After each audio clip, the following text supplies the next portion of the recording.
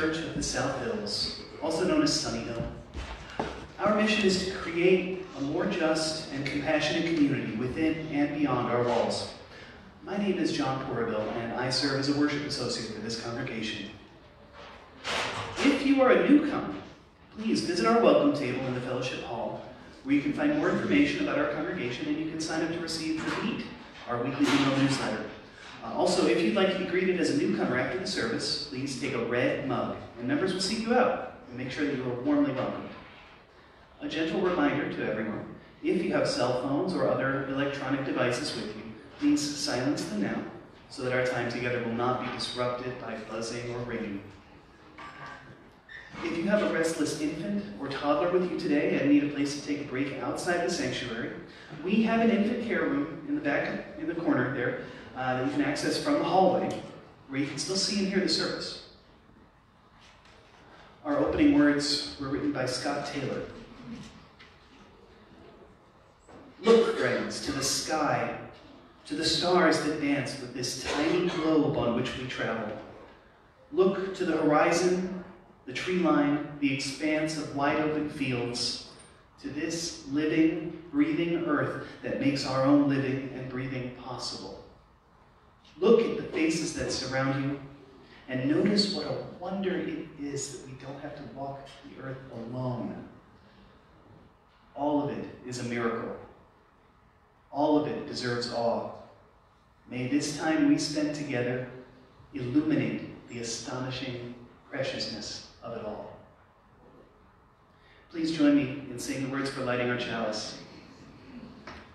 We light this chalice to affirm that new light is ever waiting to break through. May we be open to this light and to the rich possibilities that it brings us.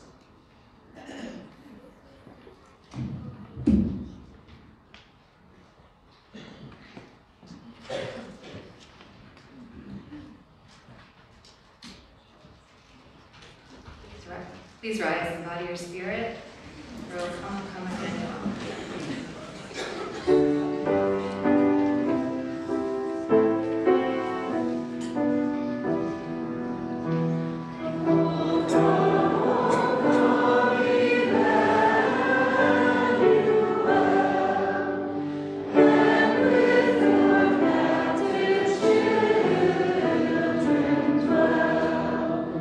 Give comfort to all.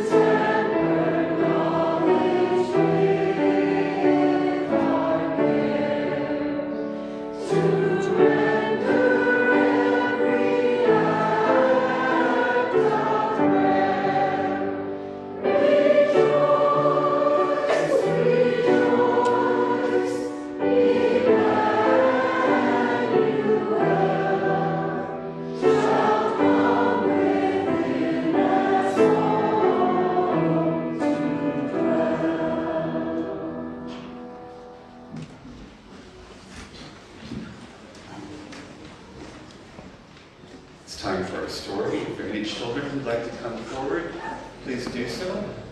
We're going to sort of gather in front of this desk today.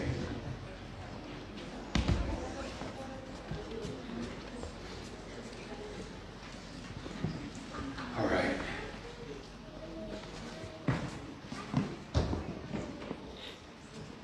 Okay, so the story.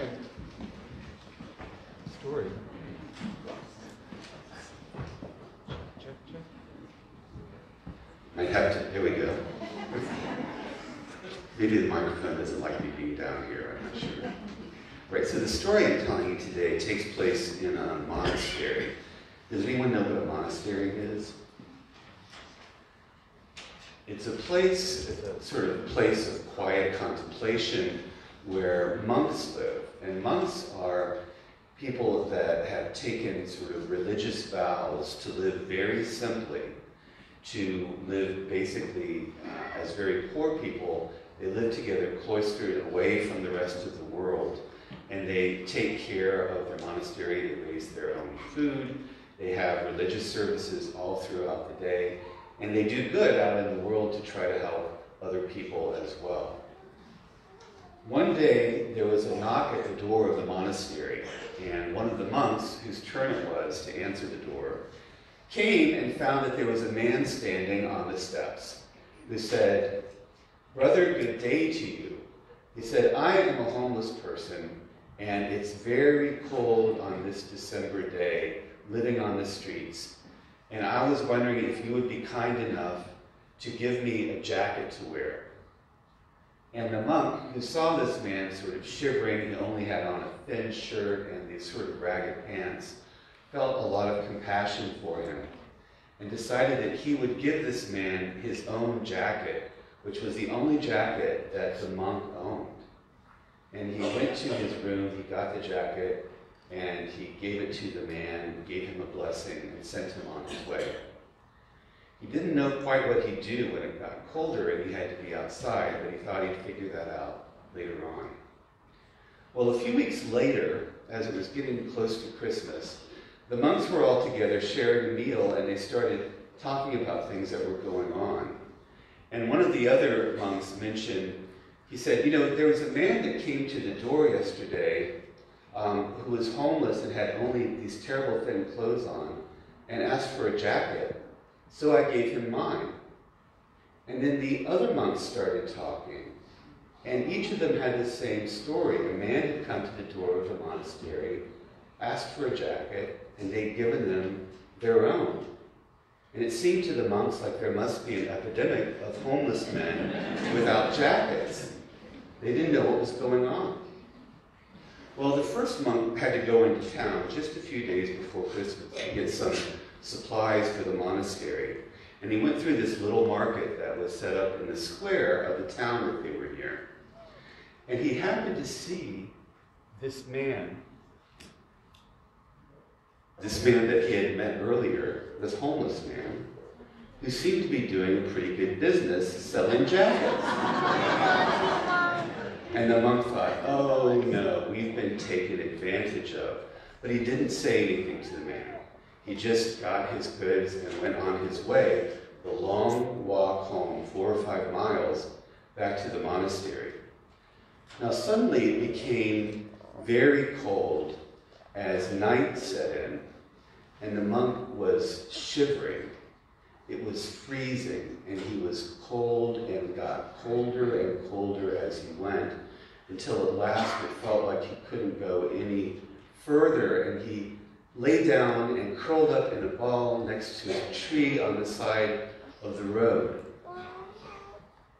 And a man came by, an old man, and this man had just purchased a nice jacket at the market for a very good price that he was going to give to his nephew for a Christmas present. But he saw this monk curled up, shivering on the side of the road, gave him that jacket, and helped him be on his way. And so it was that that coat, which had been given away, made its way back to its original owner through a wave of deception and generosity. So a couple of things about that story. One thing is this idea that what you give in the world, you get back. Maybe not exactly the same way as it was in the story, but when you put something out there, you almost always get something in return.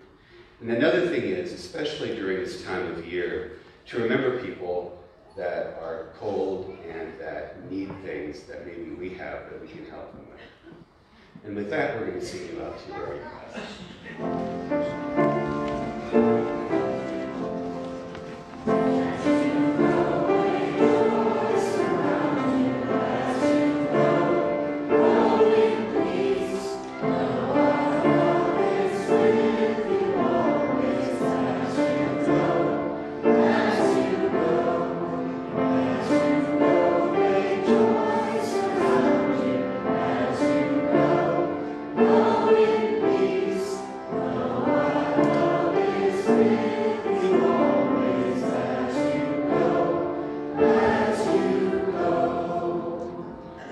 With the children having left, there are some empty seats here and there. People in the back want to find places to sit. You can raise a hand if you have an empty seat next to you. Now's a good time to filter in. As most of you know, we're trying to wrap up our 2020 pledge campaign for Sunny Hill. And here to give us an update on the canvas is Chetan Chaitanya.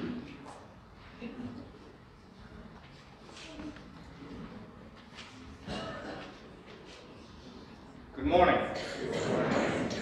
This is our last update before our budget meeting next week.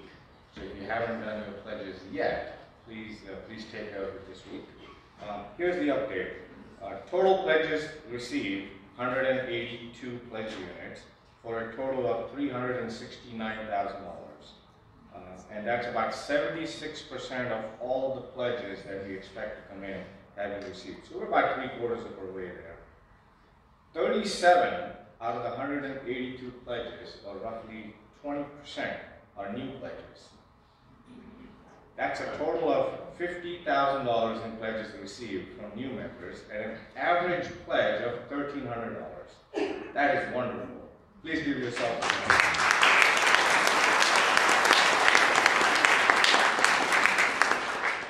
And not only does this speak to the new members that are coming in and getting involved and getting connected to the fabric of the church, it also speaks to the existing members who have made this place so warm and welcoming that people feel like when they come here, they're connected immediately and they feel, this is their place. So thank you all.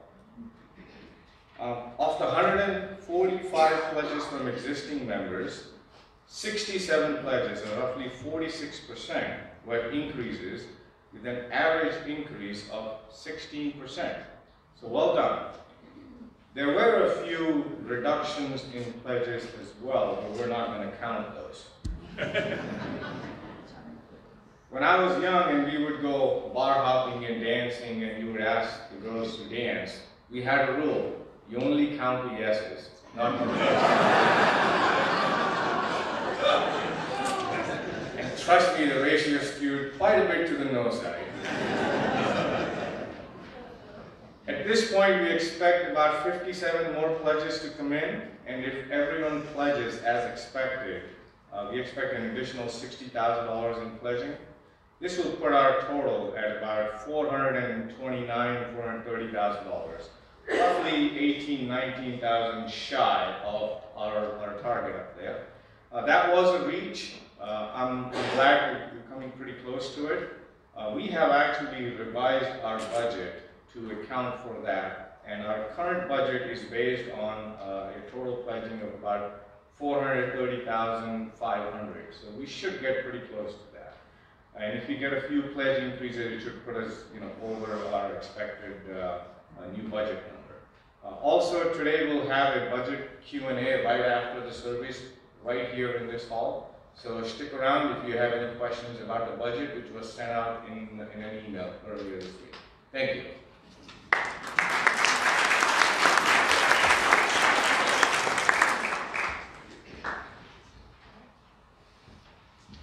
As our cello players come forward for the special music, I also wanted to remind you that this coming Saturday 14th from 5 p.m. to 8 p.m. will be our annual One World Intergenerational Multicultural Holiday Celebration, which features a lot of our social justice partners, crafts from many faiths and traditions around the world, and an appearance by our Sunny Hill Santa, who will ask the children what they want to give in the coming year rather than what they want to receive. This is a potluck this year, and we're hoping everyone will be able to join us. You can RSVP from our website or look for a link in the Beat. Also, in the order of service, there's a list of some special upcoming holiday services. Next week, next Sunday, is our Music of the Season service. It's listed in here as 10 p.m., but it's actually 10 a.m. So please don't show up 12 hours late next Sunday. And that's always an extremely popular service, so you might want to get here early or add on some extra time for parking. And then also a longest night service on Saturday, December 21st, Hanukkah service on Sunday the 22nd, and 2 candlelight services on Christmas Eve at 5 p.m. and 7 p.m. Thank you.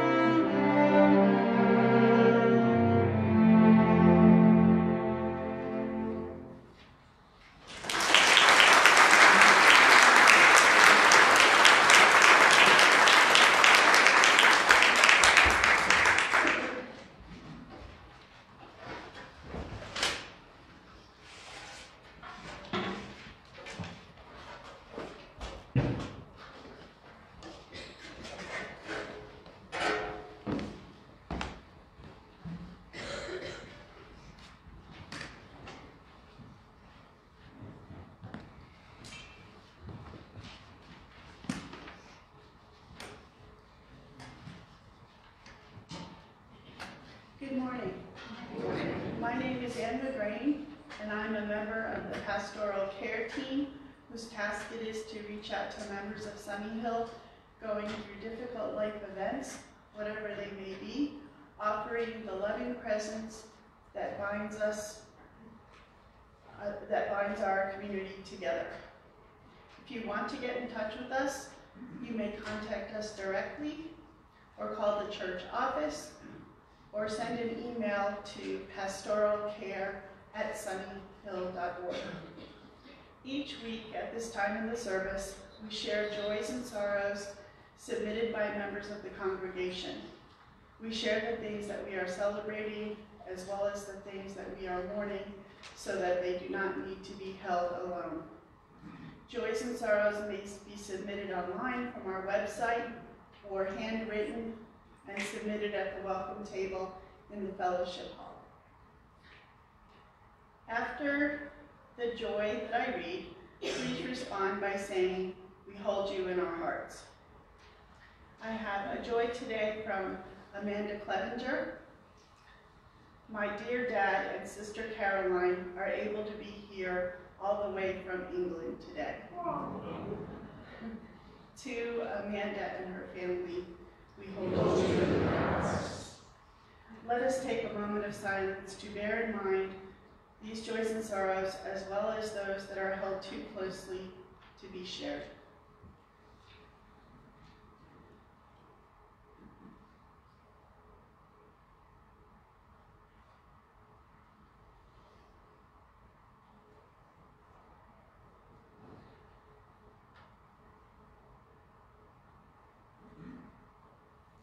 All we have carried through the seasons of our lives has brought us here to this place made sacred by our coming together.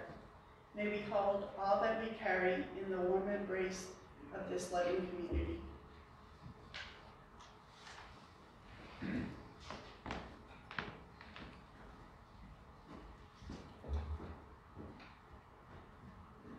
Please join me in the spirit of meditation or prayer.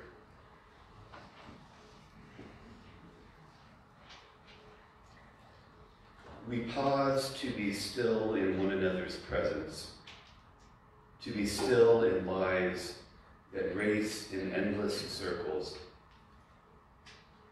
to be still in the midst of holiday hurly-burly,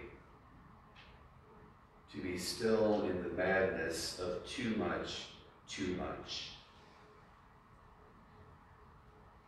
We are here now, together in this place, as we breathe the peace and love of this moment, and as it passes this moment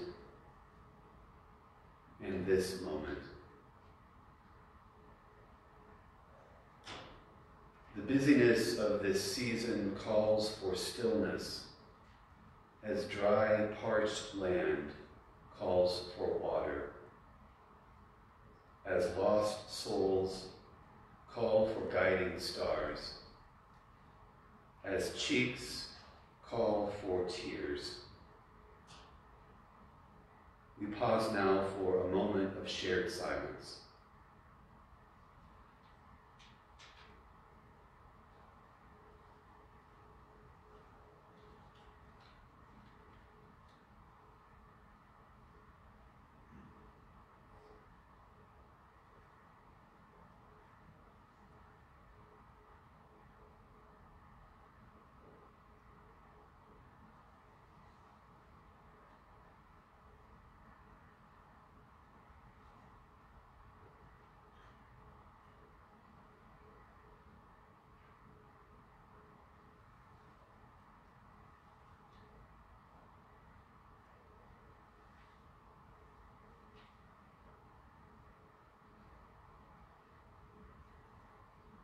May we remember the stillness at the center of that which moves.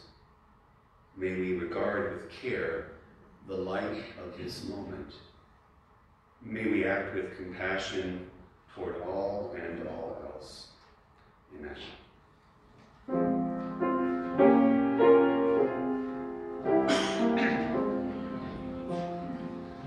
I'm still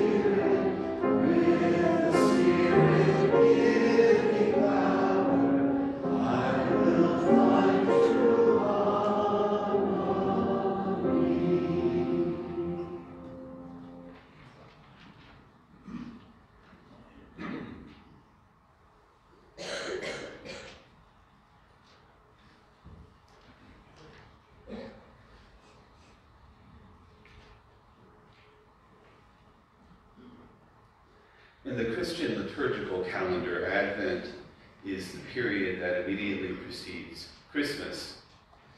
It is not traditionally a time of festive celebration, but rather a time set aside for silence, for contemplation, for waiting, wondering, and experiencing awe, even in the midst of the darkness of the season.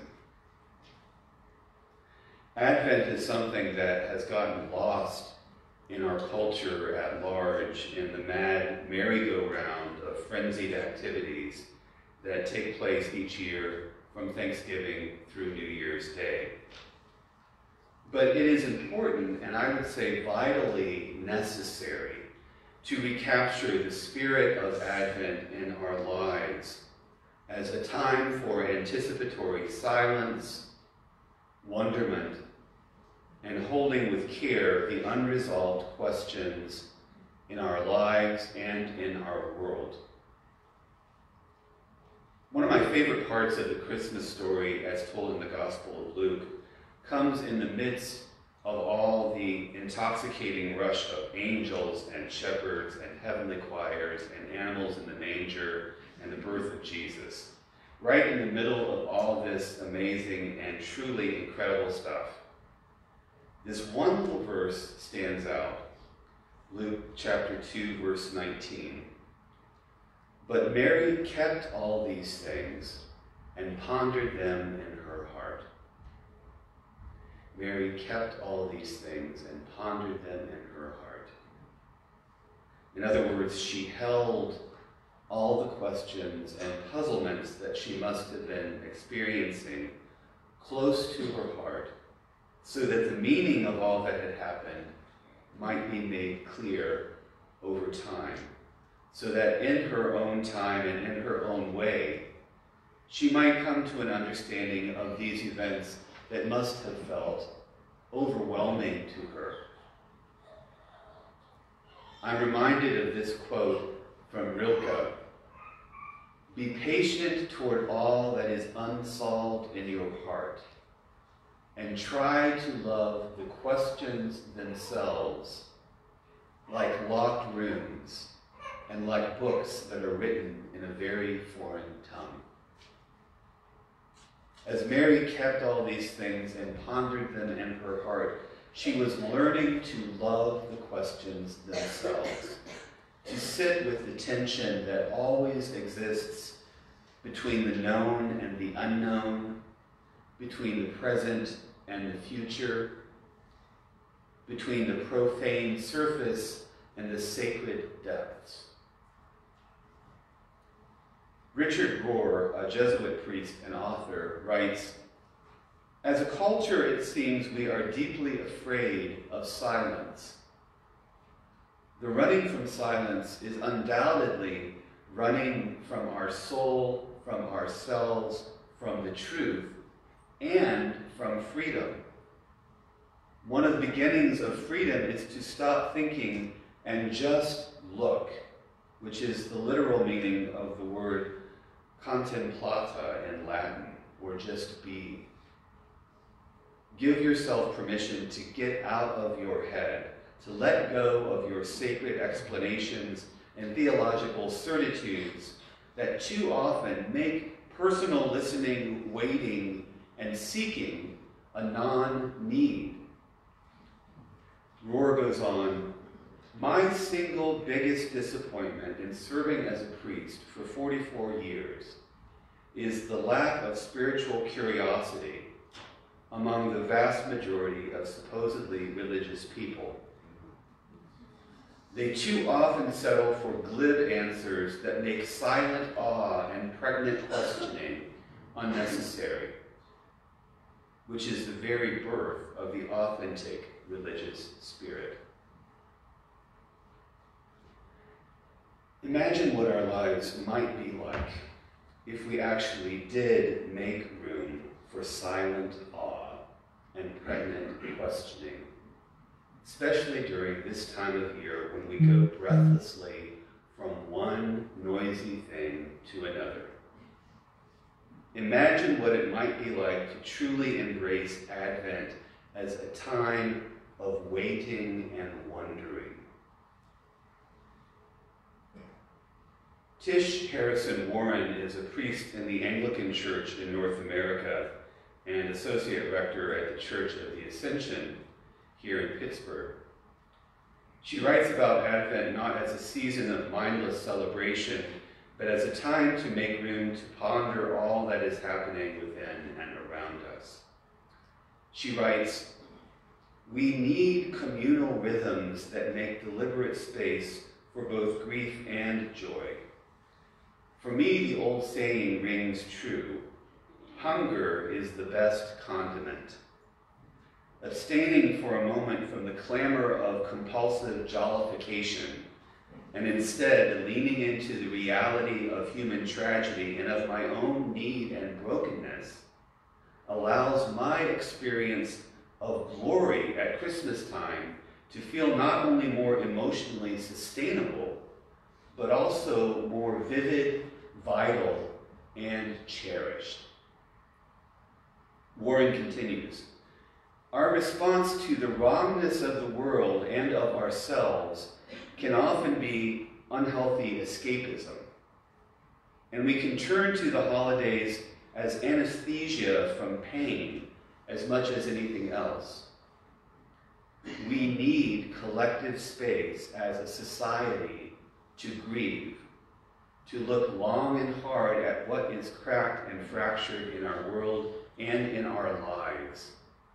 Only then can celebration become deep, rich, and resonant, not as a saccharine act of delusion, but as a defiant act of hope." I love Warren's idea of turning away from the clamor of compulsive jollification, as she calls it, and working instead toward an experience of Christmas time that is more emotionally sustainable, as well as more vivid, vital, and cherished. What a wonderful goal that would be for all of us, especially at this time of year. If we are mindful, if we are willing to build in pauses in the midst of the holiday revels, if we are intentional about holding with care all the things of our lives, loving the questions and pondering them in our hearts, then we will be well on our way toward reclaiming Advent as a truly sacred time of contemplation and potential transformation. I know that all of this is easier said than done. It's so easy to get swept away by whatever is happening around us. But if we are to live lives that are more centered, more focused, more impactful, we must take every opportunity we can to ponder and learn to love the questions. It's interesting to me that the character of Mary in the Christmas story sometimes gets short shrift. And she is often presented as merely a passive vessel, rather than an active participant in the events as they unfold. She was, after all, according to the story, the mother of God. And it is through the story of Mary that we see not only the importance of pondering what is in our hearts, but also the radical message that is at the heart of the birth and life of Jesus. Author and journalist D.L. Mayfield, who is also a preacher's kid, God bless her heart, tells a story of how she discovered this more radical activist side of Mary only in recent years. She writes, "When I was 15, I was cajoled into playing the role of Mary in our church's nativity scene. I was embarrassed, stuffing a pillow under a robe to signify pregnancy, but I felt I had no choice.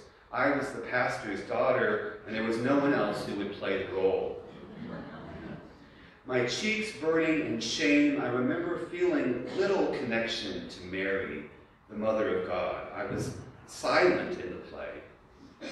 Mary, she says, in our tradition was a vehicle for Jesus, a holy womb, a good, compliant, and obedient girl. Much later in life, Mayfield says, I was shocked to discover that Mary wasn't quiet, nor was what I would call meek and mild. She's referring to the first chapter of Luke and a song that appears there that is known as the Magnificat, which is sung by Mary. The first verses are probably somewhat familiar to you. My soul magnifies the Lord, and my spirit rejoices in God my Savior. Also possibly familiar are the next few lines about Mary being overwhelmed at the goodness of God, looking upon a humble girl, that God is mighty and has done great things, that he is holy and will bless those who fear him. But then comes this. He has performed mighty deeds with his arm. He has scattered those who are proud in their inmost thoughts. He has brought down rulers from their thrones, but has lifted up the humble. He has filled the hungry with good things, but he has sent the rich away empty. Mayfield writes, in all my long years of being in church, of knowing the Christmas story backward and forward, I never heard these verses emphasized. Here, Mary comes across less like a scared and obedient 15-year-old, and more like a rebel intent on reorienting unjust systems. I love this Mary. Where had she been all my life? Oscar Romero, priest and martyr, drew a comparison between Mary and the poor and powerless people in his own community. Dietrich Bonhoeffer, a German pastor and theologian who was executed by the Nazis, called the Magnificat the most passionate, the wildest, one might even say the most revolutionary hymn ever sung. Revolutionaries, the poor and the oppressed, all loved Mary, and they emphasized her glorious song. But the Magnificat has been viewed as dangerous by people in power. Some countries, such as Guatemala and Argentina, have outright banned the Magnificat from being recited in liturgy or in public. And evangelicals, in particular white evangelicals, have devalued the role of Mary and her song to the point that she has been almost forgotten as anything other than a silent figure in the nativity scene. I say it is time to return Mary to her rightful place at the front and center of the Christmas story. For far too long, Mary has been marginalized, her role reduced to a bit player when she was, in fact, perhaps after Jesus himself, the most important character in the story. And I am 100% in favor of putting Christ back in Christmas if the Christ that we're talking about is the one who brings down unjust rulers from their thrones, who lifts up the humble, who fills the hungry with good things, and vanquishes the oppressors.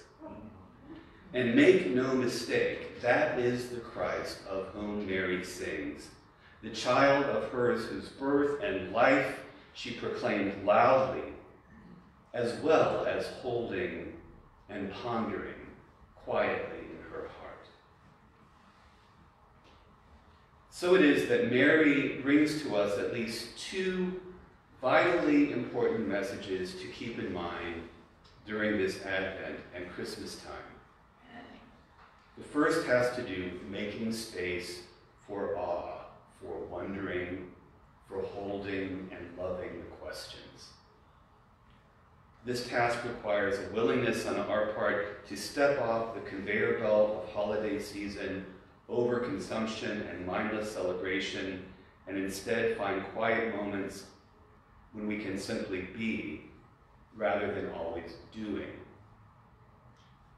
The second message from Mary is that the particular event many of us are preparing to celebrate has at its heart a powerful, radical, and transformational message.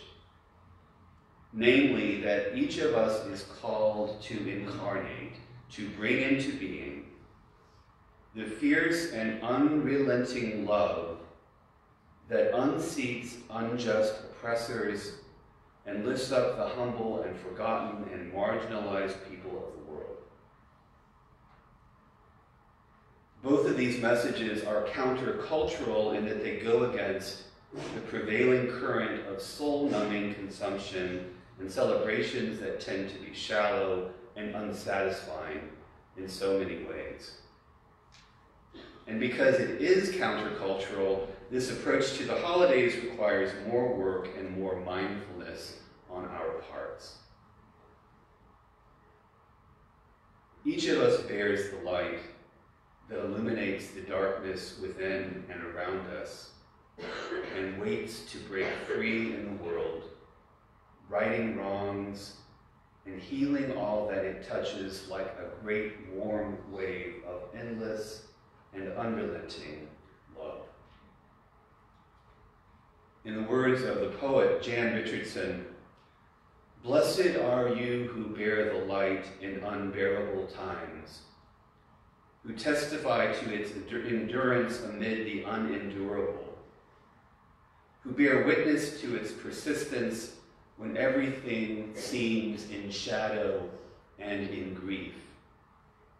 Blessed are you in whom the light lives, in whom the brightness blazes, your heart a chapel, an altar, where in the deepest night can be seen the fire that shines forth in you in unaccountable faith and in stubborn hope, in love that illumines every broken thing it finds." I hope and pray that all of us might remember the message of Mary during this holiday season, and that we will strive to follow her example of pregnant questioning, pondering in our hearts all that cannot be known and proclaiming through our words and actions the birth and rebirth of fierce love, healing justice, and stubborn hope in our often hate-filled, unjust, sometimes hopeless and hurting world. May it be so. Amen.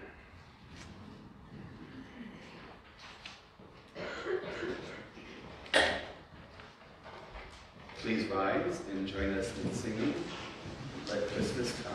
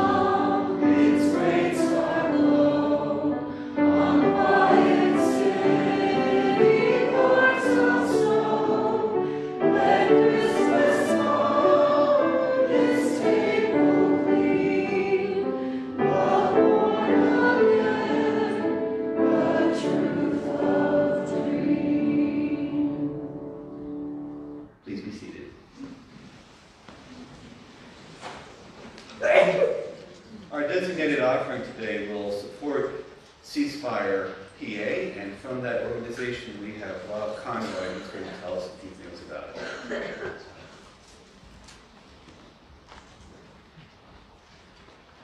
Good morning. Thank you, Reverend Jen, for having me here today and making us the recipient of your designated offering, and for allowing me to say a couple of things about we do. So I'm the director of organizing for Ceasefire PA. For the past 8.5 years, I've been waking up hearing about every shooting that happens pretty much in Pennsylvania and working towards finding whatever solutions we could possibly find to this. By building a coalition of people like you, groups like the Sunnyvale Social Justice Committee that has been a supporter of ours for a while, and getting elected officials to get on board to pass common sense gun legislation. I never in a million years would ever submit that passing common sense gun legislation is the only thing that you have to do to eliminate gun violence. It's an incredibly complicated problem. But what I can say is it can save some lives while we get to the root of the problem through all the other ways that the problem has to be attacked. And we're committed to working with every one of those groups who wants to end that problem. We're a small operation. Right now we only have a handful of people on staff.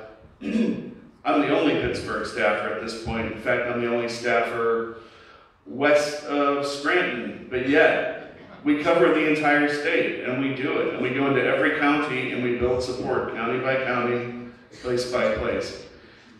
It's somewhat fitting today that I'm here talking to you in December. Two things. I mean, in addition to the fact that the Tree of Life commemoration happened just a month and a half ago.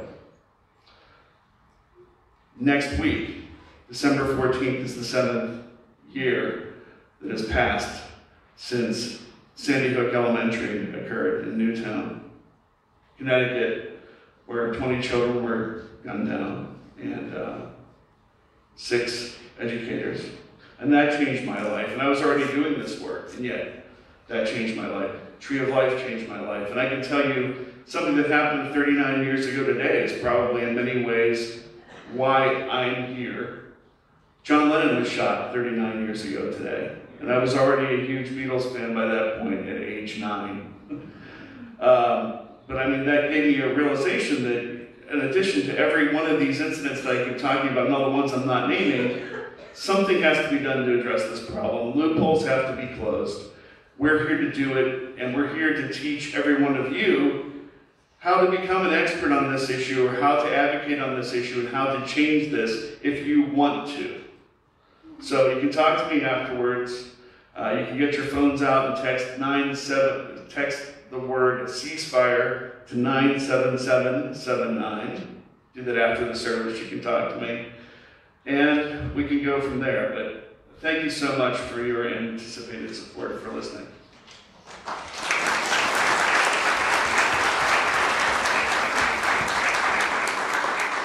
And Rob will be at a table in the fellowship hall after the service if anyone wants to speak with him.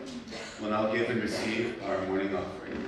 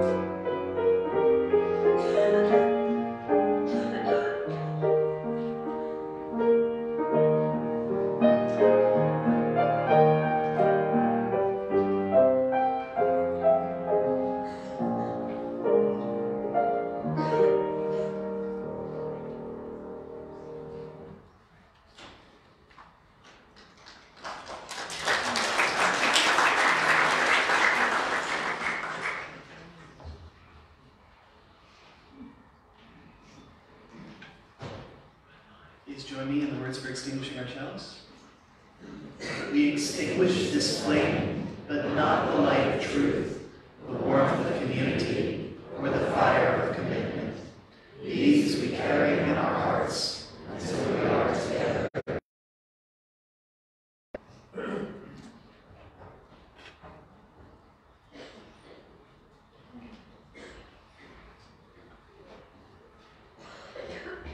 In our hungering for meaning, in our aching for friendship, in our yearning for justice, in our hearts remembering of finer days, may we look deep within the mystery of things and gather our strength.